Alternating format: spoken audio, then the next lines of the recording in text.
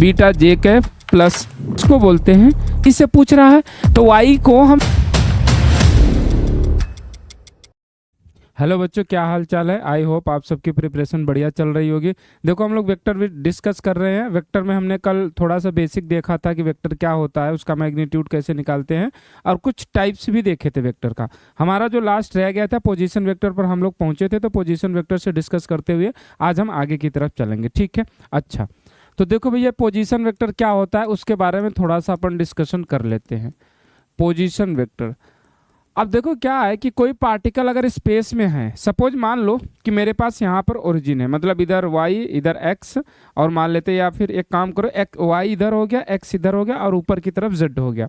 इस ओरिजिन के रिस्पेक्ट में एक पार्टिकल यहाँ पर है, मान लेते हैं यहाँ पर एक पार्टिकल है, तो इसके रिस्पेक्ट में इस पार्टिकल का हमें पोजीशन बताना होता है। तो उस पोजीशन को डिफाइन करने के लिए, आइडेंटिफाई करने के लिए, रिप्रेजेंट करने के लिए हम लोग एक वेक्टर यूज करते हैं जिसको बोलते हैं पोजीशन वेक्टर। पोजीशन वेक्टर उस पार्टिकल का पोजीशन के साथ साथ आपको डायरेक्शन बताएगा कि ओरिजिन से किस डायरेक्शन में वो पार्टिकल है आपके पास, ठीक है। तो जैसे मान लो कि हमने मान लिया कि हमारे पास ओरिजिन है इधर, ठीक है, ये एक्स एक्सिस हो गया। एक काम करते हैं, इसको थोड़ा और इधर बनाते हैं। ये हमारे पास एक्स एक्सिस हो गया, ये वाई एक्सिस हो गया, और इधर जेड एक्सिस हो गया, ठीक है। मान लेते हैं कि यहाँ पर एक पार्टिकल है पी, ठीक है। ये पार्टिकल पी है, और ये जो पी पार्टिकल है इसका कोऑर्डिनेट दिया हुआ है। एक्स कोऑर्डिनेट सपोज वाई है, y coordinate x coordinate x है, वाई कोऑर्डिनेट वाई, और जेड कोऑर्डिनेट जेड हमने मान रखा है, ठीक है। अब ये इसका हो जाएगा पोजीशन, ठीक है। सपोज मान लेते हैं इसको हमने कैपिटल आर बोल दिया है, ठीक है। ये जो पोजीशन है मान लेते हैं यहाँ से अल्फा एंगल बना रहा है, यहाँ से बीटा एंगल बना रहा है, और यहाँ से गामा एंगल बना रहा है, ठीक है। तो देखो क्या होता है कि जब हमारे पास दो पॉइंट दिया हो और उससे पोजीशन वेक्टर लिखना हो तो हम कैसे लिखते हैं, सब पहले समझ लेते हैं। जैसे मान लो कि हमारे पास एक पॉइंट ए है, इसे मान लो x1 y1 और z1 दिया है, और दूसरा पॉइंट हमारे पास है बी है, और हमें दिया हुआ है x2 y2 और z2 दे रखा है, ठीक है। ये हमारे पास दिया। अब हमें बोले कि आप ए बी वेक्टर बताओ, या फिर ये इसका जैसे मान लो कि यहाँ से यहाँ तक एक कोई वेक्टर है, हमें ये बताना है, ठीक है। तो इस वेक्टर आर को अगर हम बताएंगे, जब हमारे पास दो कोऑर्डिनेट के फॉर्म में दिया होगा, तो हम क्या लिखेंगे कि दूसरे के कोऑर्डिनेट में से पहले को माइनस करेंगे, तो लिखेंगे x2 माइनस x1, ये आई कैप हो जाएगा, y2 माइनस y1, ये जे कैप हो जाएगा, प्लस z2 माइनस z1 के कैप हो जाएगा, ठीक है। तो इस तरीके से हम कोई भी अगर हमारे पास कोऑर्डिनेट सिस्टम में दिया हुआ तो उसको वेक्टर में अगर हमें लिखना है तो हम इस तरीके से लिखते हैं, ठीक है। ये चीज हमें ध्यान रखनी है, ठीक है। अच्छा, अब मुझे एक बात बताओ, अगर ये वेक्टर आर है, इसको हमने मान रखा और इसका मैग्नीट्यूड हम आर बोल देते हैं, ठीक है। मुझे एक बात बताओ कि क्या ये ओरिजिन है यहाँ पर, ठीक है। ये क्या है, ओरिजिन है 0,0,0। तो अगर मैं इसको O बोल दूं, इसको P बोल दूं, तो मैं OP वेक्टर को क्या लिख सकता हूं भाई, x minus 0 by x2 minus x1। x1 यहाँ पर कितना 0, तो x माइनस 0 कितना हो जाएगा, x हो जाएगा, और उधर लग जाएगा आई कैप, प्लस y माइनस 0 क्या हो जाएगा, y, ये हो जाएगा y जे कैप, z माइनस 0 क्या हो जाएगा, z बचेगा, ये हो जाएगा z के कैप, ठीक है। तो ये हमारे पास आ गया OP, और ये जो OP वेक्टर है इसी को हमने क्या बोल रखा है, R वेक्टर बोल रखा है। तो R वेक्टर को एक तो हम इस तरीके से लिख सकते हैं, कैसे, x आई कैप प्लस y जे कैप प्लस z के कैप, ठीक है। ये हमारा एक आर वेक्टर हो गया। अब एक्स वाई जेड को अगर मान लो हमें अलग अलग तरीके से एंगल के फॉर्म में अगर हमें लिखना है तो हम कैसे लिखेंगे। देखो एक्स का मतलब क्या हो गया कि यहाँ से ये जो ओरिजिन से लेकर इस पॉइंट तक की डिस्टेंस एक्स है, और मैं इसको क्या कर सकता हूँ, एक पार्ट आपको और बता दूं थोड़ा सा, यहाँ पर कंपोनेंट ऑफ वेक्टर थोड़ा सा यहाँ पर यूज होगा। कंपोनेंट ऑफ वेक्टर, किसी भी वेक्टर का कंपोनेंट अपन कैसे करते हैं, ठीक है। सपोज मान लो कि एक्स एक्सिस है और ये वाई एक्सिस है। मान लेते हैं एक वेक्टर यहाँ पर p है और इसका मैग्नीट्यूड p दे रखा है, ठीक है। वेक्टर p है, मैग्नीट्यूड भी हमने p मान लिया। मान लेते हैं यहाँ से एंगल अल्फा बना रहा है, ठीक है। तो जब आप वेक्टर p का कंपोनेंट करोगे, ठीक है, तो जहाँ एंगल दिया है, ये ध्यान रखना, जिस तरफ एंगल दिया है, ठीक है, अगर आप इस साइड जाओगे तो क्या लिखना है, कॉस का एंगल आएगा, तो ये हो जाएगा p कॉस अल्फा। और जो एंगल दिया है इसके परपेंडिकुलर वाले साइड पर जाओगे इधर, तो ये क्या हो जाएगा, पी साइन अल्फा हो जाएगा। ठीक है, तो इसको बोलते हैं इसका कंपोनेंट करना। ए वाला क्या हो जाएगा, पी एक्स हो जाएगा, एक्स कंपोनेंट हो गया, और ये क्या हो जाएगा, पी वाई, ये क्या हो गया, इसका वाई कंपोनेंट हो गया। तो अगर इस वेक्टर पी को मुझे लिखना है तो मैं क्या लिखूंगा, एक्स कंपोनेंट के साथ आई कैप लगा दूंगा और वाई कंपोनेंट के साथ जे कैप लगा दूंगा। तो यहाँ से जो वेक्टर पी बनेगा क्या हो जाएगा, पी कॉस अल्फा आई cap plus P sine alpha J cap हो जाएगा। ठीक है, यहाँ से पी चाहो तो आप कॉमन ले लो, तो ये बन जाएगा कॉस अल्फा आई cap plus sine alpha J cap बन जाएगा। ठीक है, तो ये मैंने पी वेक्टर को इस तरीके से भी लिख लिया, कंपोनेंट करके मैंने ओ आई जे के फॉर्म में, जिसको बोलते हैं रेक्टेंगुलर कंपोनेंट, उसके फॉर्म में मैंने लिख लिया। तो बेसिकली हमें यहाँ पर कंपोनेंट समझना था, वो बात मैंने आपको समझा दी। समझ आई बात यहाँ तक? ठीक है, देखो अब यहाँ पर थोड़ा सा अपन और देख लेते हैं। क्या, देखो अगर मान लो मैं इसको हटाऊं और हटा करके थोड़ा सा इसमें ट्विस्ट करूं जो यहाँ पर काम आएगा हमारे लिए। ठीक है, देखो जैसे मान लो हमने क्या करा, ये एक्स एक्सिस हो गया, ये वाई एक्सिस हो गया, ये फिर से हम पी वेक्टर ही ले रहे हैं और इसका मैग्नीट्यूड हमने पी बोल रखा है। मान लो यहाँ से एंगल अल्फा दे रखा है और यहाँ से एंगल बीटा दे रखा है। तो जब आप इसका कंपोनेंट करोगे, ठीक है, अब जब आप कंपोनेंट करोगे तो एक कंपोनेंट इधर करोगे तो ये हो जाएगा पी एक्स और ये हो जाएगा पी कॉस अल्फा। ठीक है, अब जब आप पी वाई लिखोगे तो ये हो जाएगा इसका वाई कंपोनेंट। ठीक है, और ये पी साइन अल्फा आप लिखते हो। ठीक है, अच्छा मैं क्या लिख सकता हूँ, अगर मान लो मैंने यहाँ पर, इसको समझना जरा, यहाँ पर अगर मान लो मैंने क्या मान रखा है, ये एंगल ले लूँ, इस एंगल को मैं कंसीडर करूँ ये बीटा वाले को, तो मैं क्या लिख सकता हूँ, क्या ये एंगल की तरफ ही जा रहे हैं? भाई देखो अगर मैं यहाँ से आया तो यहाँ अल्फा की तरफ आ रहे हैं, यहाँ से इधर जा रहे हैं तो यहाँ पर क्या जा रहे हैं, बीटा की तरफ जा रहे हैं। क्या मैं इसको पी वाई को पी कॉस बीटा भी तो लिख सकता हूँ? भाई पी कॉस बीटा भी तो लिख सकते हैं ना। समझ आई बात? क्योंकि एंगल की तरफ जा रहे हैं। और दूसरा तरीका भी इसको समझने का कि भाई अगर मैं अल्फा को लेकर करूं तो पी वाई क्या आ जाएगा, पी साइन अल्फा आ जाएगा। ठीक है, मैं अल्फा को क्या लिख सकता हूं बताओ, alpha plus beta is equal to 90 है, तो क्या मैं अल्फा को 90 माइनस बीटा लिख सकता हूं? लिख सकता हूं। तो मैं अल्फा की जगह पुट करूंगा पी साइन 90 माइनस बीटा, तो ये क्या हो जाएगा, पी साइन 90 माइनस थीटा क्या होता है, कॉस थीटा। आपको अगर नहीं पता तो अभी आगे बेसिक मैथ्स पढ़ाएंगे तो बताएंगे। फिलहाल के लिए शायद मैंने किसी एक लेक्चर में बताया था कि एक्स वाई है, तो ये फर्स्ट कोऑर्डिनेट हो गया, ये सेकंड कोऑर्डिनेट हो गया, ये थर्ड कोऑर्डिनेट हो गया और ये फोर्थ कोऑर्डिनेट हो गया। तो यहाँ से एंगल जो होता है 0 to 90 तक, तो जब एंगल इसमें होगा तो साइन का कॉस, कॉस का साइन, ये सब हो जाता है और इसमें जो है सारा पॉजिटिव होता है। ठीक है, तो हो जाएगा पी कॉस बीटा। तो देखो यहाँ से भी पी कॉस बीटा आ रहा है, तो सिंपली क्या करना है कि अगर एंगल दिया है और अगर आप एंगल की तरफ जा रहे हो तो कॉस आएगा। यहाँ भी एंगल दिया था, यहाँ बीटा दिया था, तो इधर कॉस बीटा आ गया। समझ आई बात यहाँ तक? क्लियर सबको? चलो बहुत बढ़िया। अब चलते हैं जरा इसमें, अपन पोजीशन वेक्टर में थे।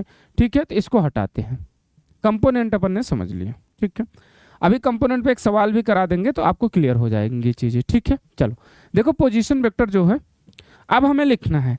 तो मुझे एक बात बताओ, जो ये एक्स पार्ट है इसका मैग्नीट्यूड मैंने आर मान रखा है, तो अगर मैं इसका कंपोनेंट करूं इधर की तरफ तो इसको मैं क्या लिख सकता हूं, यहीं पे समझना।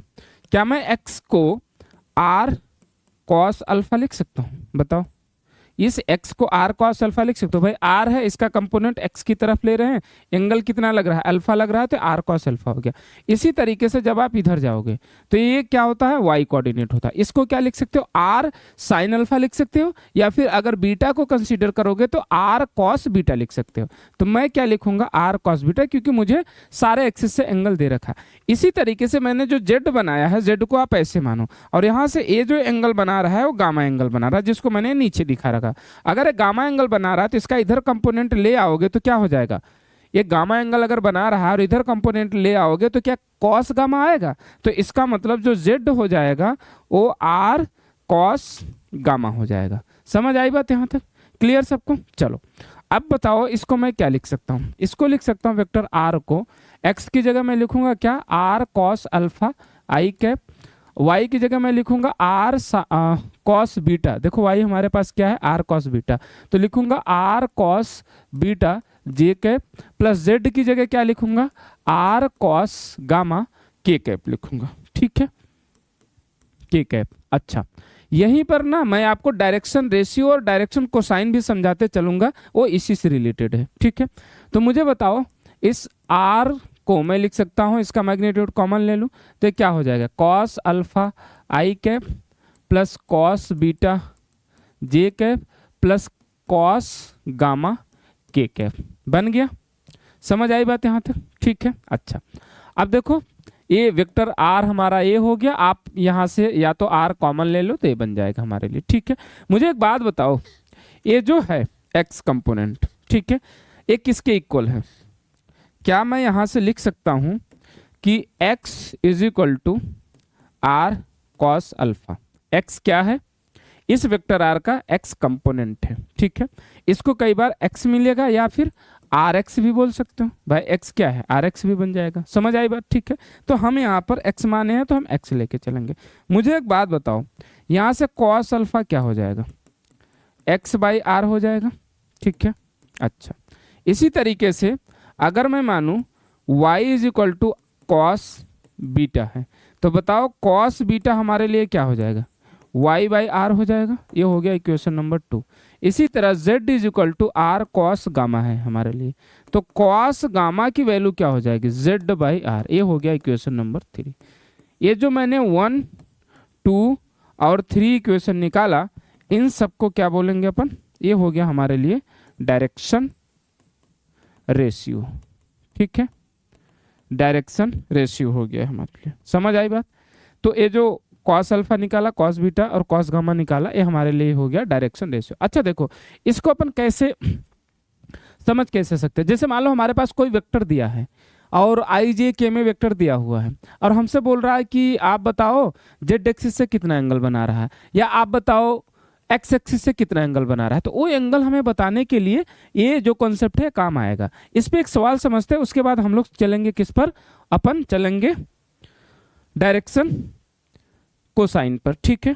अच्छा मान लेते हैं हमारे पास एक सवाल है, सपोज एग्जाम्पल ले लेते हैं, हमारे पास सवाल है कि एक वेक्टर है a is equal to 3i cap minus 4 का j कैप प्लस 4 का j कैप और प्लस का k कैप, ऐसा एक सवाल दिया हुआ है। हमसे बोल रहा है कि वेक्टर a जो है z एक्सिस से कितना एंगल बना रहा है उसको आप बताओ। तो देखो z एक्सिस से कॉस गामा अपन देखते थे यहाँ पर, ए वाला z एक्सिस से cos gamma is equal to z by k. Z क्या था, अगर आप इस वेक्टर में नोटिस करो तो जेड क्या है, जेड है आपके पास k का कॉफिशिएंट, वेक्टर जो k कैप है उसका कॉफिशिएंट है।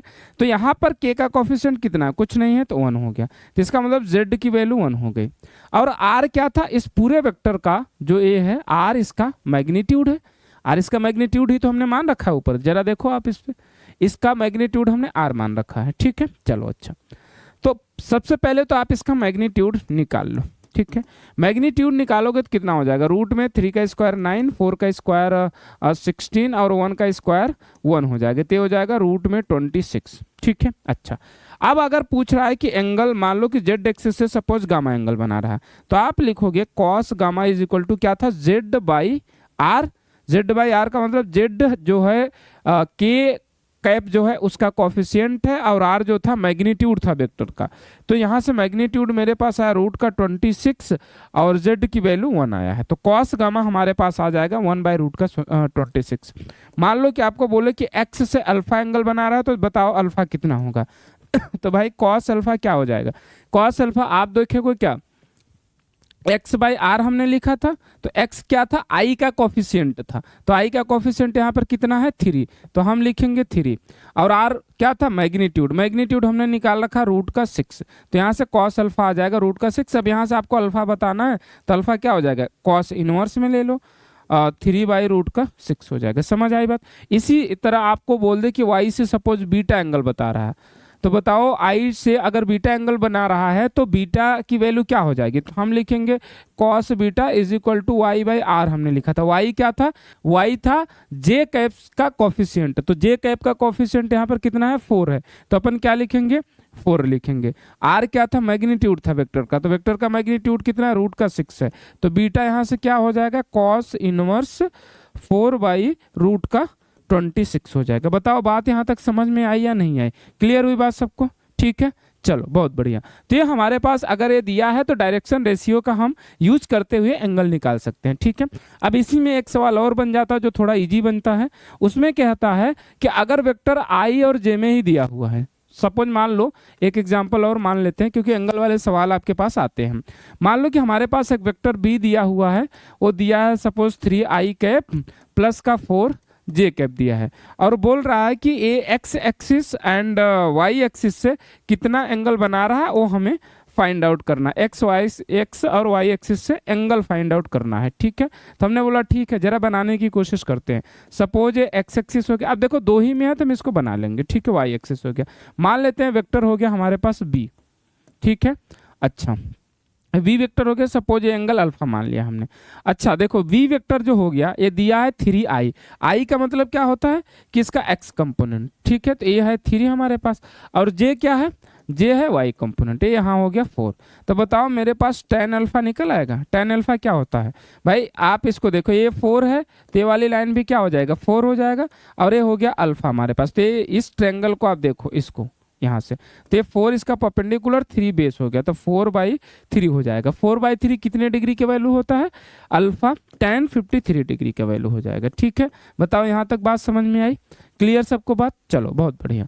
अब हमसे पूछा कि वाई से बताओ, तो अल्फा हमने एक्स से माना था, तो वाई से क्या हो जाएगा भाई, देखो वाई से अगर मैं बीटा मान लूँ इसको, तो बीटा इज इक्वल टू क्या हो जाएगा भाई, अल्फा 53 है, अल्फा प्लस बीटा 90 होगा, तो बीटा कितना हो जाएगा, बीटा हो जाएगा 37 डिग्री। और आपको निकालना है तो आप निकाल भी लो, कैसे निकालोगे जरा समझो।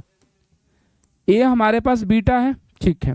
तो आप ये ट्रायंगल देखो, अब यहाँ से अगर एंगल ले रहे हैं तो ये इसका क्या हो जाएगा, बेस हो जाएगा, और ये वाला इसका क्या हो जाएगा, परपेंडिकुलर। ये किसके इक्वल होगा, 3 के। तो आप क्या लिखोगे, आप लिखोगे tan beta is equal to perpendicular 3/4।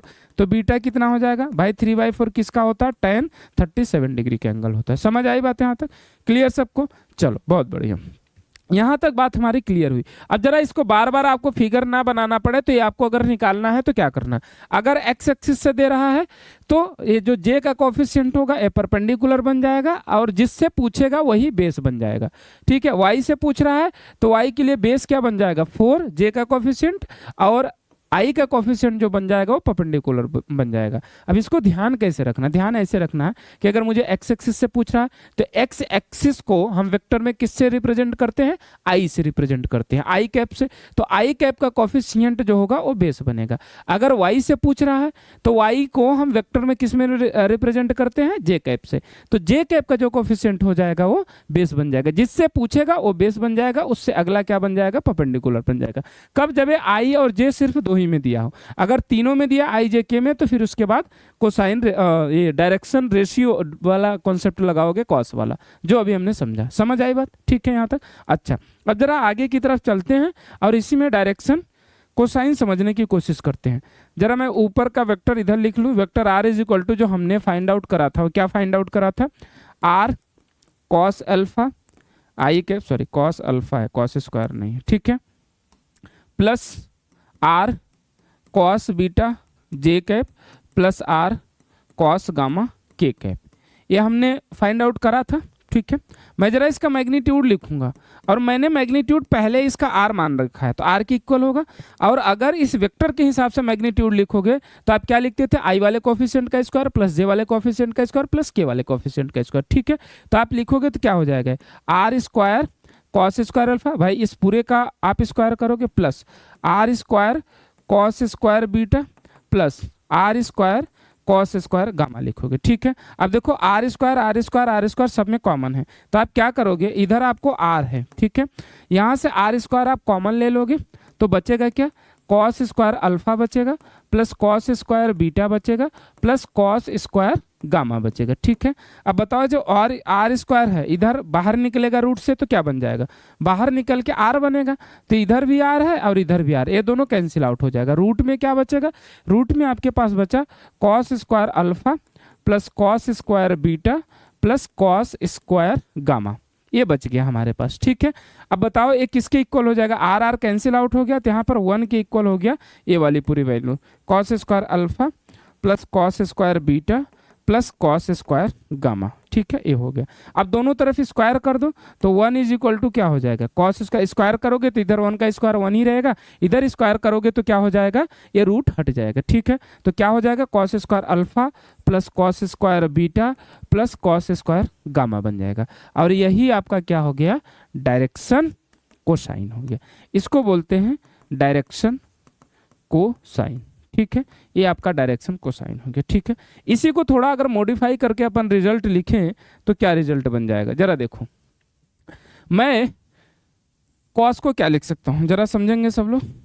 मैं कॉस स्क्वायर को, आपने एक रिजल्ट पढ़ा होगा, ये कहाँ चला गया, आपने एक रिजल्ट पढ़ा होगा क्या, कि sine square alpha plus cos square alpha या थीटा इज इक्वल टू 0। तो मैं कॉस स्क्वायर अल्फा को क्या लिख सकता हूँ, 1 माइनस साइन स्क्वायर अल्फा लिख सकता हूँ। इसी तरह मैं कॉस स्क्वायर अगर बीटा होता है तो इसको क्या लिख सकता था, 1 माइनस साइन स्क्वायर बीटा लिख सकता था। इसी तरह अगर कॉस स्क्वायर गामा लिखा है तो 1 माइनस साइन स्क्वायर गामा लिख सकता हूँ मैं। इतनी बात समझ में आई सबको, ये लिख सकता हूँ। चलो तब सारी वैल्यू उठा के यहाँ पर पुट करते हैं और इसको मैं इधर लिखता हूँ, ठीक है। बताओ 1 तो इधर है, इसको लिख ही लो। कॉस स्क्वायर अल्फा की जगह क्या लिखोगे, 1 माइनस साइन स्क्वायर अल्फा, तो ये हो जाएगा 1 minus sine square alpha plus cos square beta की जगह 1 माइनस साइन स्क्वायर बीटा लिखोगे प्लस कॉस स्क्वायर गामा की जगह 1 माइनस साइन स्क्वायर गामा लिखोगे। समझ आई बात यहाँ तक, ठीक है। अच्छा, इन तीनों को ऐड करो तो ये बन जाएगा कितना, 1 1 1 ऐड होके 3 हो गया, माइनस कॉमन ले लो और ये बन जाएगा sine square alpha plus sine square beta plus sine square gamma, ये बन जाएगा। आप इसको उठा के इधर ले आओ और इस 1 को उठाकर इधर ले जाओ तो देखो क्या बन जाएगा, यहाँ से समझो। जब इसको उठाकर इधर ले आओगे तो माइनस है, तो इधर आके क्या बन जाएगा, प्लस बन जाएगा। तो इधर हो जाएगा sine square alpha plus sine square beta plus sine square gamma, और इधर क्या है 3, और 3 1 यहाँ प्लस में था तो इधर आके क्या हो जाएगा, माइनस में हो जाएगा। तो किसके इक्वल हो जाएगा, 2 के। तो sine square alpha plus sine square beta plus sine square gamma क्या बन जाएगा, 2 बन जाएगा आपका। यहाँ तक बात समझ में आई, क्लियर सबको। चलो बहुत बढ़िया। अब देखो इसको हमने पढ़ लिया, इतनी बात तो समझ में आई। जैसे हमने डायरेक्शन रेशियो पढ़ा, तो डायरेक्शन रेशियो क्यों पढ़ा, क्योंकि उस पर एंगल पूछता है हमें, तो एंगल फाइंड आउट करने में हमारा काम आ जाएगा, ठीक है। इसी तरीके से जब हमने डायरेक्शन कोसाइन पढ़ा तो इसका कुछ ना कुछ यूज होना चाहिए। तो इसमें एक सवाल कर लेते हैं ताकि आपको समझ में आए कि अगर कैसे सवाल पूछता है इस पर, कहाँ पर हम इस कॉन्सेप्ट को अप्लाई कर सकते हैं। समझ आई बात यहाँ तक, ठीक है। चलो एक सवाल कर लेते हैं। सपोज मान लो कि मेरे पास एक बर्ड है, वैसे है नहीं मेरे पास बर्ड, बर्ड मतलब चिड़िया, पक्षी, आप देखते हो ना आसमान में उड़ती रहती हैं बहुत सारी, आजकल तो कम हो गई हैं, पता नहीं गाँव में थोड़ी बहुत दिखती हैं, ठीक है। वो स्पेस में उड़ रही है और उसके वेलोसिटी का जो मैग्नीट्यूड दे रखा है 20 मीटर पर सेकंड से ये उड़ रही है, ठीक है। सवाल कह रहा है, इधर ही लिखते चलते हैं। एक बर्ड है, ठीक है, जो 20 मीटर पर सेकंड से उड़ रही है, ठीक है, फ्लाई कर रही है। और इसका जो एंगल है, ये कह रहा है कि एक ईस्टर्न लाइन है, ईस्टर्न लाइन से ये एंगल बना रही है 60 डिग्री का, और वर्टिकल अपवर्ड वाली जो लाइन है उससे एंगल भी 60 बना रहे हैं। मतलब ईस्टर्न लाइन का आपको पता है कि अगर हम इससे दिखाते हैं तो इधर वाली लाइन ईस्ट होती है, इधर वेस्ट होती है, और ऊपर ये वर्टिकल लाइन हमने दिखा लिया। तो आप ऐसे समझो कि सपोज इधर ईस्ट हो गया, मान लेते हैं ऐसा, इधर ईस्ट हो गया और इधर ऊपर वाली लाइन वर्टिकल अपवर्ड हो गई, ठीक है। अच्छा, तो दोनों से 60 डिग्री का एंगल बना रहा है। अब यहाँ पर ना थोड़ा कन्फ्यूजन होता है, आप लोगों को अभी बताएंगे कि क्या कन्फ्यूजन होगा, जब यहाँ फिगर बनाएंगे तो आपको पता चलेगा। हमसे बोल रहा है कि ये जो बर्ड की वेलोसिटी है, तो क्वेश्चन बोल रहा है कि फाइंड द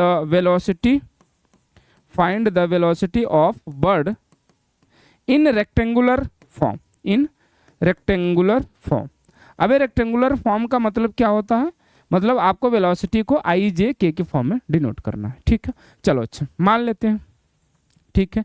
देखो ये मान लेते हैं मेरा वर्टिकल अपवर्ड वाली लाइन हो गई, ठीक है, और ये हो गई ईस्टर्न लाइन। भाई एक्स एक्सिस वाली जो लाइन होती है इसी पे ईस्ट पे हम दिखाते हैं, इधर ईस्ट हो गया, ये वर्टिकल अपवर्ड लाइन वाई हो गया मान लेते हैं, ठीक है। मान लेते हैं बर्ड इधर कहीं फ्लाई कर रही है, तो इसका मैग्नीट्यूड हमें दे रखा है कितना, 20 दे रखा है। अब ईस्टर्न लाइन से 60 डिग्री का एंगल बना रहा है, ठीक है। अच्छा, और दूसरा बोला वर्टिकल अपवर्ड से भी ये जो एंगल बना रहा है वो 60 डिग्री का एंगल बना रहा है। अब यहाँ पर आपका माथा खराब होगा। खराब क्यों होगा?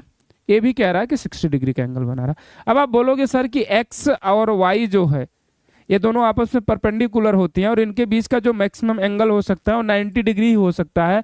तो आप एक बात बताओ कि ये 60 तो 120 डिग्री हो गया, ये कैसे पॉसिबल हुआ? देखो ये क्या है कि ये एक प्लेन में आपने बना लिया, लेकिन ये जो पक्षी उड़ रही है ये इसी प्लेन में उड़े, जरूरी थोड़ी है। ये हो सकता है कि बोर्ड से इधर उड़ रही हो, भाई इधर भी तो जा सकती है, मतलब इस तरह से, तो ये एंगल 60 बन गया और ये वाला भी एंगल 60 बन सकता है। अरे भाई पॉसिबल है कि नहीं? देखो ऐसे समझो कि इधर x हो गया, ठीक है हमारे पास, और इधर क्या हो गया, इधर ऊपर की तरफ ये y हो गया। इसको ना ऐसे समझो, ठीक है, ये x हो गया, ये ऊपर वाली लाइन y हो गया। अब हमने यहीं पे दिखा दिया इसी प्लेन में, ये जो प्लेन था इसी प्लेन में हमने दिखा दिया इसको। नहीं, अब हम तो दिखा सकते हैं इसी प्लेन में क्योंकि हमारे पास तो ऑप्शन नहीं है। आप समझो कि वेलोसिटी जो है कुछ इस तरफ है, ऐसे समझो वेलोसिटी इस प्लेन में ना हो के इधर हो रही थी। यहाँ से जो एंगल बन रहा वो भी 60 डिग्री बन रहा और जो ऊपर से एंगल बन रहा ये भी 60 डिग्री बन रहा, ठीक है। तो ये पॉसिबल है, ठीक है। अच्छा, मान लेते हैं इधर कहीं जेड एक्सिस था, भाई 3 एक्सिस होंगी, अगर स्पेस में है तो 3 एक्सिस होंगे। यहाँ से मान लेते हैं कि कुछ नहीं दिया, तो यहाँ से मान लेते हैं कि एंगल अल्फा बना रहा है, ठीक है, या गामा मान लेते हैं, आपको ज़्यादा सूटेबल होगा, चलो गामा मान लेते हैं, ठीक है, गामा एंगल बना रहा है, ठीक है। अब जरा मुझे एक बात बताओ, मुझे अगर इस वेलोसिटी को रेक्टेंगुलर कंपोनेंट के फॉर्म में लिखना है तो मैं कैसे लिखूंगा, जरा समझो। अभी मैंने लिखा था ना, आर लिखा था, वेक्टर आर कैसे लिखा था, आर कॉस अल्फा आई cap plus r cos beta j cap plus r cos gamma k cap, ऐसा ही लिखा था अपन।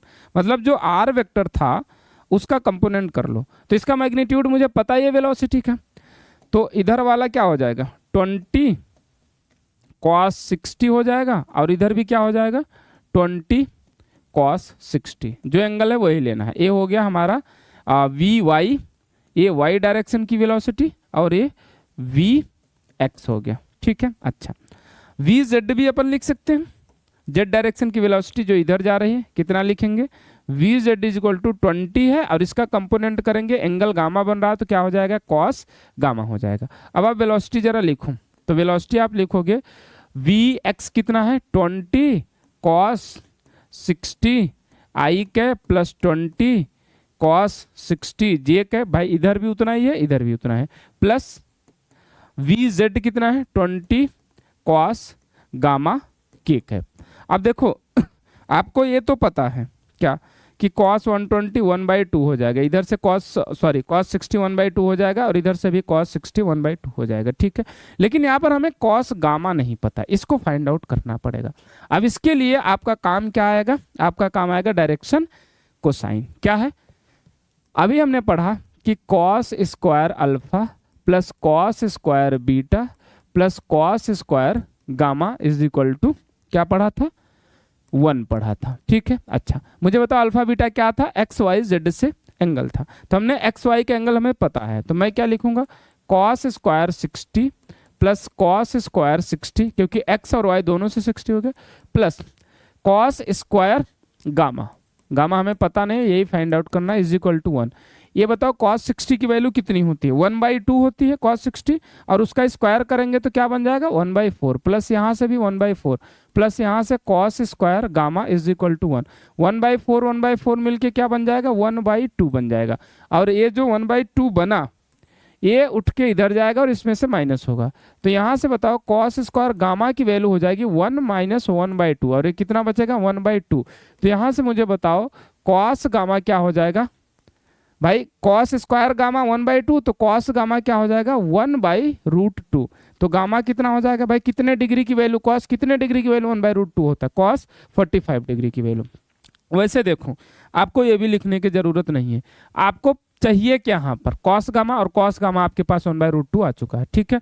तो जो वेलोसिटी आपके पास आई 20 इंटू 1/2, अच्छा 1/2 से इसको काट दो सीधे सीधे तो 10 हो जाएगा, 10 आई कैप प्लस यहाँ से भी 2 से काटोगे 10 बचेगा, 10 जे कैप हो जाएगा प्लस यहाँ पर कॉस गामा की वैल्यू आई है 1/√2।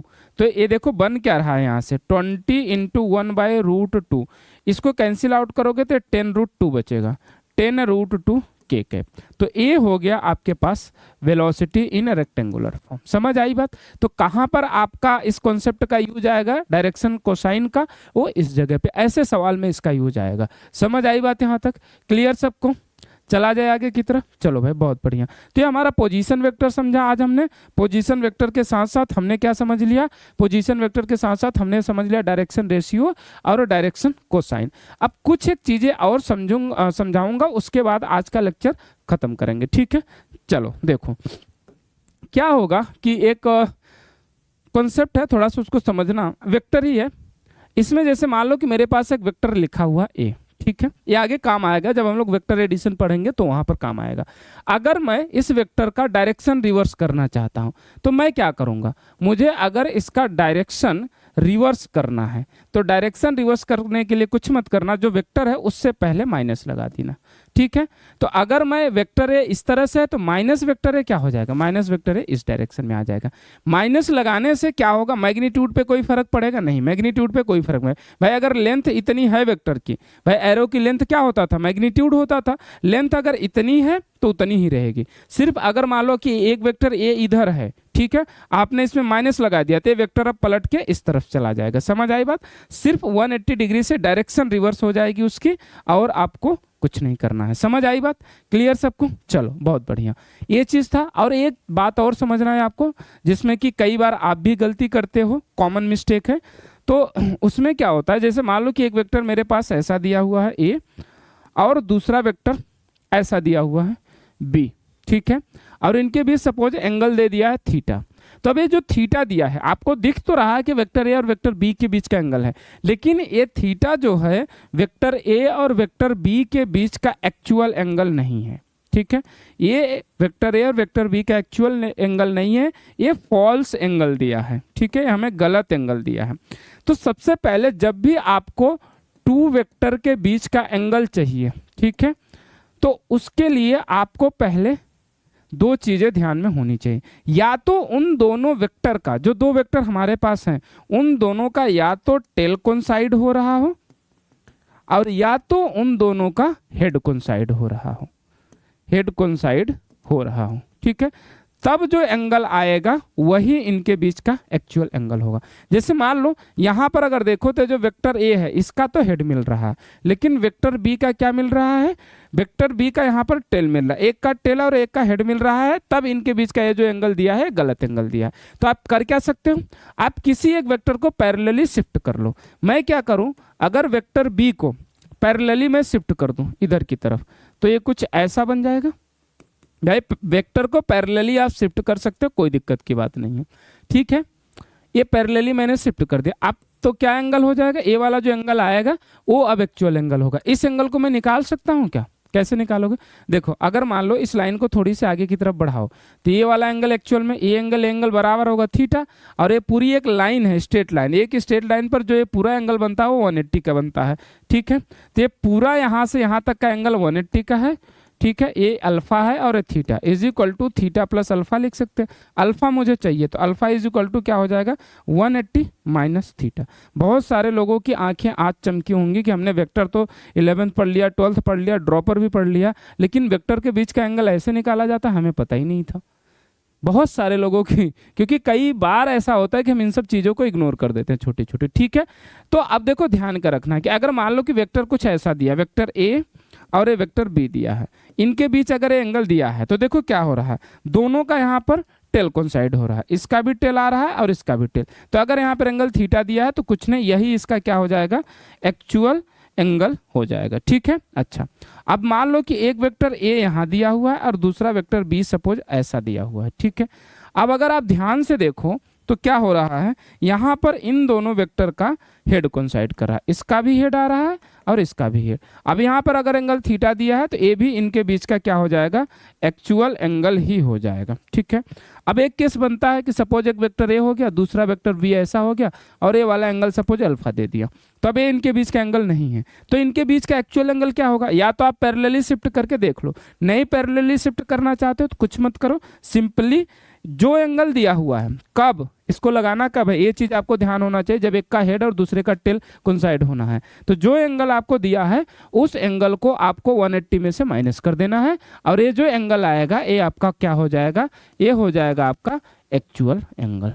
समझ आई बात? ठीक है, कि जब एक वेक्टर का हेड कोइंसाइड कर रहा हो और टेल कोइंसाइड कर रहा हो तो उनके बीच अगर इस तरह का एंगल दिया है तो वो उनका फॉल्स एंगल दिया है, वो ट्रू एंगल नहीं दिया है। सही एंगल निकालने के लिए आपको क्या करना है, उस एंगल को 180 में से माइनस कर देना है। समझ आई बात? आप पैरेलली शिफ्ट करो, नहीं करो, कर लो तो वो आपकी मर्जी है, नहीं करना चाहते सीधे फॉर्मूला याद करो, 180 में से उसको माइनस कर देना, हर बार यही आएगा। समझ आई बात? ठीक है, तो यहाँ तक आज हमने बेसिक बात किया। अब अगले लेक्चर में हम वेक्टर एडिशन स्टार्ट करेंगे, जिसमें हमें ट्रायंगल लॉ पढ़ना है, पैरेललोग्राम लॉ पढ़ना है और पॉलीगॉन लॉ पढ़ना है। ठीक है, तो इसको हम लोग अगले लेक्चर में कंप्लीट करेंगे। ठीक है, चलो बहुत बढ़िया, तब तक पढ़ाई करो, अपना रिविजन करो, क्वेश्चन प्रैक्टिस करो, इसके बाद आपका क्वेश्चन भी आएगा वेक्टर का। ठीक है, चलो।